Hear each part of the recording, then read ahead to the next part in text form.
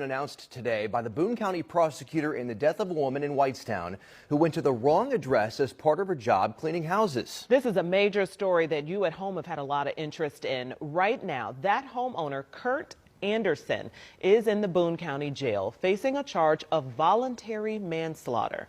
Jenny Runovich is in Boone County where she's been combing through these court docs. And Jenny, those reveal key details behind this decision. What have you learned? Yeah, they really do, Felicia. We had 25 pages in this probable cause document.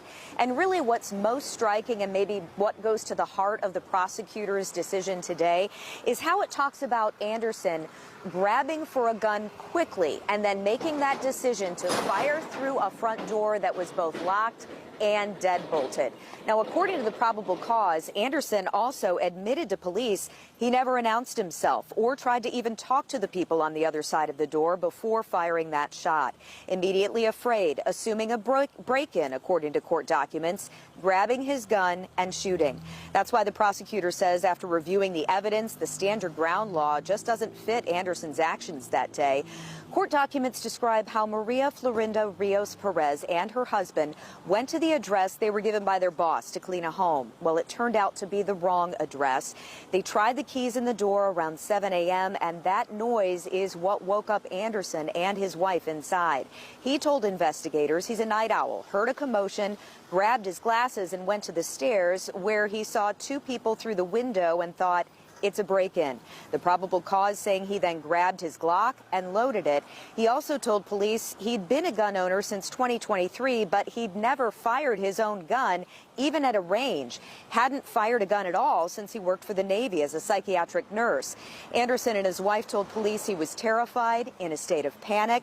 Court docs say it was only a little over a minute between the time he heard the noise to firing that deadly shot into the door. The next thing he heard was crying from Maria's husband on the porch. What we're saying is that the standard ground law does not apply in this case, as Mr. Andersen did not have proper information which would allow him to make the determination that he was reasonable in his actions. And to come to that conclusion, the prosecutor saying they went through interviews, videos, and a lot of evidence with police. It took about a week to comb through all that information and get this document, leading to that voluntary manslaughter charge. Curt Andersen is now in the Boone County Jail. He's being held on no bond for now until his initial hearing. That's when the judge will determine a bond. That hearing set for Friday. But Dustin and Felicia, the prosecutor also calling this an extremely rare case, especially here.